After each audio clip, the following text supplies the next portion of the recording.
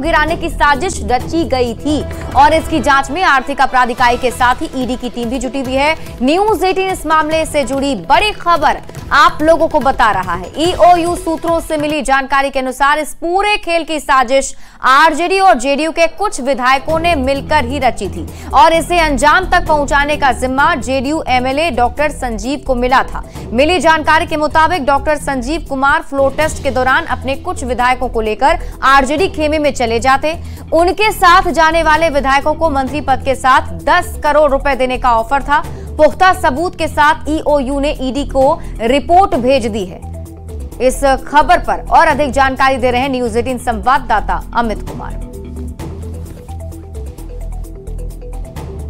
इस गवर्नमेंट को जब फ्लोर टेस्ट करना था तो उनकी सरकार को गिराने की साजिश रची गई थी और ये आरोप जो है विपक्ष के जो पार्टी है खासतौर पे आरजेडी के ऊपर लगा था और कहा यह जा रहा है कि आरजेडी के कई विधायक जो है वो इस काम को अंजाम दे रहे थे और आरजेडी के एक नेता जो है वो भी इस काम में शामिल थे और साथ ही साथ जो सत्तारूढ़ दल के जो विधायक हैं वो विपक्ष के जो झांसा है उसमें वो आए रहे थे और इसमें मुख्य रूप से जो डॉक्टर संजीव हैं प्रवक्ता के विधायक हैं जेडीयू के वो किंग पिन के तौर पर अपने विधायकों को तोड़ने का काम को लीड कर रहे थे। और ये जानकारी जो ईओयू ने अनुसंधान किया तो अनुसंधान में मनी ट्रेड का भी बात मिला है, सबूत मिले हैं और जो जानकारी मिली है उसके मुताबिक डॉक्टर संजीव जो हैं जब विधायक दल की बैठक थी जेडीयू की तो उसमें वो शामिल नहीं हुए थे। उन्होंने कहा था कि वो गोवा में हैं जबकि वो रांची में थे। रांची से पटना आते वक्त पुलिस ने नवादा में उन्हें ट्रैक किया था। झारखंड से 3 विधायक जो है वो मिले थे जिसमें मिश्री लाल यादव, बीमा भारती, भागीरथी देवी जो गया से हैं उन्हें वहाँ ट्रैक किया गया था। बख्तियारपुर के पास भी जो 2 विधायक हैं जेडीयू के उन्हें ट्रैक जो है वो किया गया था और इस साजिश में एक पूर्व सांसद हैं उनके बेटे जो वर्तमान में आरजेडी के विधायक हैं उनकी भी शामिल होने की बात कही जा रही है। और जो ईओयू ने अनुसंधान किया है मनी ट्रेड का जो मामला सामने आया है, सबूत मिले हैं उसमें उसके अनुसार जो है मुख्य भूमिका में विपक्ष की तरफ से इंजीनियर सुनील यादव शामिल हैं और इनके जिम्मे जो है मनी ट्रांजैक्शन था जिसे बखूबी इन्होंने किया था और बड़ा अमाउंट जो है वो सत्तारूढ़ दल के जो विधायक हैं उन्हें खरीदने के लिए दिया गया था इनके द्वारा। खैर अब इस मामले की जांच जो है वो पूरी होगी, उसके बाद ही साफ होगा। लेकिन सबसे अहम बात कि जो पैसे का लेन देन का जो आरोप लगा था वो अब प्रमाणित हो चुका है और उसके आधार पर अब ईडी जांच जो है आगे बढ़ाएगी। कैमरा पर्सन अमित के साथ अमित कुमार, न्यूज 18 पटना। तो एनडीए सरकार गिराने से जुड़ी साजिश की ईओयू जांच कर रही है और ईओयू के खुलासे पर जेडीयू के मुख्य प्रवक्ता नीरज कुमार ने दावा किया है कि जो लोग भी इस साजिश में शामिल हैं उनके चेहरे जल्द बेनकाब होंगे और किसी को भी बख्शा नहीं जाएगा। उन्होंने कहा कि जिन लोगों ने सरकार को अस्थिर करने की साजिश रची थी उनका नाम भी अब सामने आएगा और वे भी जेल भेजे जाएंगे। अभी तक तो संपत्ति सृजन का आरोप लगता था विपक्ष पर, लेकिन अब हवाला जैसे कारोबार में भी इनके नेतागण अगर शामिल हैं तो ये निश्चित रूप से अविलंब और कानून के हाथ लंबे होते हैं तथा कथित सामाजिक न्याय का पैरोकार अगर हवाला के कारोबार में शामिल हो गया और उसकी पुष्टि ईडी ने कर दिया तो बिल्कुल बेनकाब भी होंगे और गर्दन बहुत नेताओं तक पहुंचेगी। ईओयू की ओर से हो रहे खुलासे के अनुसार आरजेडी के कुछ विधायक के साथ ही आरजेडी नेता इंजीनियर सुनील यादव और JDU MLA doctor Sanjeev Kumar मुख्य भूमिका में थे और इस आरोप को आरजेडी प्रवक्ता शक्ति सिंह यादव ने सिरे से खारिज कर दिया है। शक्ति यादव ने कहा कि साजिश सत्ता पक्ष की ओर से की गई थी जिसकी तस्वीर पूरे बिहार और देश ने भी देखी थी। विधायक सरकार के खिलाफ कोई बयान दे रहा है या सत्य का दर्शन करा रहा है तो कुछ लोग उनसे खफा भी हो सकते हैं, लेकिन इसमें राष्ट्रीय जनता दल के विधायकों को आप उठा करके ले गए और उल्टे आरोप लगा रहे हॉस्टिंग का। हमारे विधायक अगर सत्ता प्रतिष्ठान में बैठे हैं तो कार्रवाई तो सत्ता प्रतिष्ठान पे होनी चाहिए। सवाल नंबर 1, हमारे विधायक के खिलाफ कोई अगर आरोप लगा रहा है तो बैंडिटा हो सकता है। अब शासन उनके, प्रशासन उनके, जो करना है आप करोगे, क्योंकि देश भर में कर रहे हो। भ्रष्टाचारी को लाते हो फिर कहते हो कि तो भ्रष्टाचार मुक्त हो गए, कई ऐसे प्रमाण है महाराष्ट्र से लेकर के असम तक। तो आप तो साजिश रचते ही हो। आप क्या हो रहा है तो किसी को छिपा हुआ है। राजद के विधायकों को तोड़ करके ले गए, हॉर्स ट्रेडिंग का दूसरे पर लगा रहे हैं। बिहार की सियासत में पोस्टर काफी मायने रखता है, खासकर अपने विरोधियों पर निशाना साधने के लिए। पटना के आयकर गोलंबर सहित राजधानी के कई इलाके में सड़क पर अब पोस्टर दिख रहा है, जिसमें तेजस्वी यादव और लालू प्रसाद पर निशाना साधा गया। ये पोस्टर किसने लगाया है, ये साफ नहीं हो सका है, लेकिन पटना की सड़कों पर लगे पोस्टर के बाद आरजेडी ने पलटवार किया, तो वहीं बीजेपी की ओर से दावा किया जा रहा है कि इस पोस्टर से आरजेडी की हकीकत सामने आ गई है।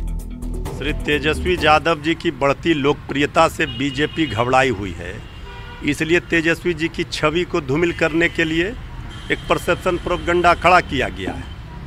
एक एक चीज का वीडियो बना हुआ है, एक एक साक्ष्य है। और भवन निर्माण विभाग क्यों चुप है?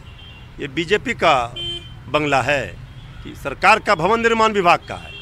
भवन निर्माण विभाग बताए कि क्या उसमें था और क्या गायब हुआ। की जनता के द्वारा लगाए गए ये पोस्टर ये दर्शा रहा है कि लालू प्रसाद यादव ने जिस प्रकार से चारा चुराया था उसको दर्शा रहा है। तेजस्वी यादव ने जिस प्रकार से सरकारी आवास को खाली करते समय सरकारी संपत्ति, नल, टोटी, एयर कंडीशन, बेड को चुराने का काम किया, उसको दर्शा रहा है। बिहार से पलायन पर आरजेडी नेता तेजस्वी यादव के पोस्ट पर बिहार की सियासत गर्माती दिख रही है। जेडीयू बीजेपी ने इस पर तंज कसते हुए खुद आरजेडी नेता को ही पलायनवादी करार दिया। आरजेडी ने पलटवार करते हुए कहा कि शासन बदलते ही बिहार सरकार ने नौकरी और उद्योग पर ध्यान देना बंद कर दिया है। बड़े पैमाने पर बिहार के रोजगार देने में सफल हुए हैं। बिहार के नौजवानों को सरकारी नौकरी देने में नंबर 1 की भूमिका रही है। भारत सरकार भी बड़े पैमाने पर देश के लोगों को रोजगार और सरकारी नौकरी दे रही है, लेकिन आपको इन सभी चीजों से कोई लेना देना तो होता नहीं है। तेजस्वी यादव जी, आप सुबह उठते हैं और ट्वीट पर लग जाते हैं। ट्वीट क्रांति नेता तेजस्वी यादव जी, आप तो बिहार में रहते नहीं है ना, इसलिए आपको बिहार की स्थिति का पता नहीं। आप तो बैचलर पार्टी मनाने जाते हैं दुबई में, तो कहाँ से मालूम रहेगा बिहार में क्या हो रहा है। बिहार में हजारों लाखों करोड़ का इन्वेस्टमेंट तेजस्वी यादव जी हो रहा है। अडानी, ब्रिटेनिया, पेप्सिको जैसी कंपनियां यहाँ अपना प्लांट लगा रही हैं, यहाँ अपना इंडस्ट्री लगा रही हैं। और फैक्ट्री मॉडल का ये विकास नहीं रहा, विकास के कई एक नए मॉडल हैं, कई एक नए आयाम हैं, और सब में बिहार तेज गति से आगे बढ़ रहा है।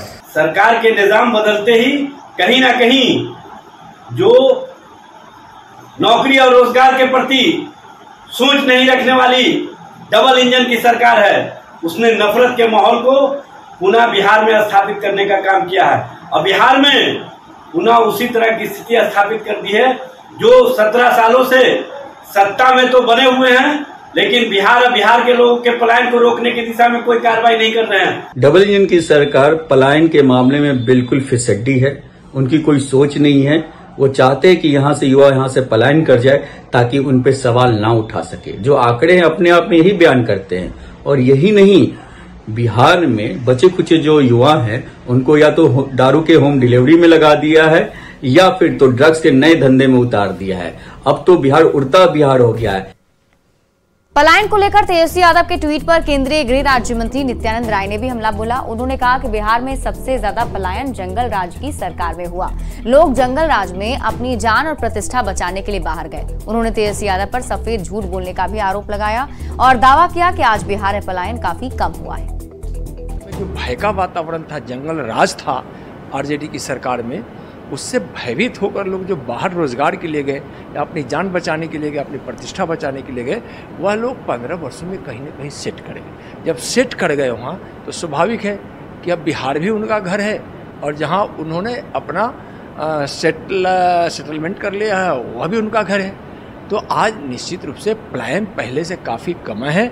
और आज जो यहाँ से पलायन नहीं हो रहा है, आज इस बिहार के युवा इतने हुनरमंद भी हो गए हैं जो बिहार में भी रोजगार खोज कर रहे हैं, रोजगार प्राप्त कर रहे हैं और बाहर भी जाकर रोजगार प्राप्त। सीएम नीतीश कुमार के स्वास्थ्य पर तेजस्वी यादव की ओर से लगाए गए आरोपों पर केंद्रीय मंत्री जितन राम मांझी ने पलटवार किया है। उन्होंने कहा कि नीतीश कुमार एक्टिव हैं और हर काम भी कर रहे हैं। उन्होंने आरोप लगाया कि लगता है तेजस्वी यादव खुद ही अस्वस्थ हो गए हैं। तेजस्वी जी अगर चिकित्सक हैं तब तो मैं नहीं कर सकता हूँ। अगर चिकित्सक हैं और चिकित्सा के दृष्टिकोण से अगर बतलाते हैं तब तो कुछ नहीं करना है। लेकिन जहाँ तक नीतीश कुमार का सवाल है, कौन ऐसा कार्यक्रम उनका नजर आ रहा है जिसमें उनको अस्वस्थ मानते हैं? तो उनको कैसे लग रहा है कि वो अस्वस्थ हैं? हमको तो लगता है कि तेजस्वी जी ही तो आश्वस्त न हो गए हैं। केंद्रीय मंत्री गिरिराज सिंह ने एक बड़ा खुलासा किया है। उन्होंने कहा कि हटिया पटना एक्सप्रेस को पलटाने की साजिश रची गई थी। उन्होंने ये भी कहा कि कौन लोग इसमें शामिल हैं, उनके खिलाफ कार्रवाई की जानी चाहिए। और इसी के साथ गिरिराज सिंह ने शिक्षकों को टी शर्ट और जीन्स पहनने पर स्कूल में प्रतिबंध लगाए जाने पर भी प्रतिक्रिया दी। उन्होंने कहा कि शिक्षक को जितना सामान्य होना चाहिए उतना ही अच्छा है। हटिया पटना एक्सप्रेस को भी पलटाने की कोशिश की गया मखदुमपुर के पास में, बेला के पास में। ये सोची समझी रणनीति के तहत देश में रेलवे को टारगेट किया जा रहा है और रेलवे के माध्यम से ये उग्रवाद के नए स्वरूप ला रहा है और वो एक खास समुदाय के हैं, ये आरोप है। देखिए, शिक्षकों का दर्जा भगवान से दिया गया है, इसलिए शिक्षक जितना सामान्य रहेंगे विद्यार्थियों पर उतना अच्छा असर पड़ेगा। उद्योगपति और पद्म विभूषण रतन टाटा के निधन पर बिहार के राज्यपाल राजेंद्र विश्वनाथ आर्लेकर ने शोक जताया। उन्होंने कहा कि रतन टाटा देश के लिए रतन थे। देश के लिए किए गए काम से पूरा देश उनका ऋणी है। रतन टाटा को देश ही नहीं पूरी दुनिया उनके काम से जानती थी। टाटा के निधन पर कहने के लिए क्या है, वो तो स्वयं ही रतन थे।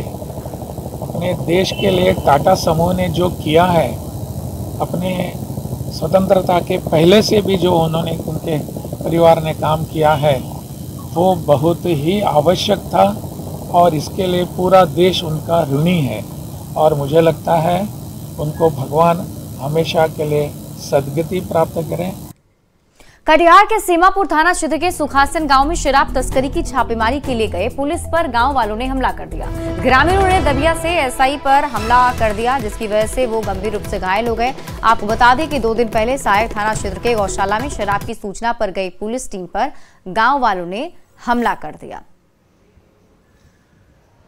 यही सब की बुलाई से उसे देखते हैं कि सर के हाथ से खून चू रहा था। अच्छा, हम उठा के लाए गाड़ी। ये नहीं पता, हमको नहीं पता। आप क्या? बिहार पुलिस मुख्यालय ने दुर्गा पूजा को लेकर राज्य भर में पुलिसकर्मियों की छुट्टी 5 अक्टूबर से 16 अक्टूबर तक रद्द कर दी है। लेकिन ये खबर मिल रही है कि नियम का पालन नहीं किया जा रहा है और पुलिसकर्मियों को सामान्य रूप से छुट्टी दी जा रही है। इसे लेकर पुलिस मुख्यालय ने सभी जिलों के एसएसपी, एसपी और कमांडेंट को निर्देश का उल्लंघन नहीं करने का हिदायत भी दिया। ADG law and order Sanjay Singh ने डीजीपी के आदेश के बाद पत्र भी जारी किया। पुलिस मुख्यालय के आदेश में क्या बड़ी बातें हैं, बता रहे हैं न्यूज 18 संवाददाता संजय कुमार। बिहार पुलिस मुख्यालय ने 5 अक्टूबर से लेकर 16 अक्टूबर तक पुलिसकर्मियों की सभी छुट्टियां रद्द कर दी थी। बिहार पुलिस मुख्यालय ने कहा था कि केवल विशेष परिस्थिति में ही ये छुट्टियां दी जा सकती हैं।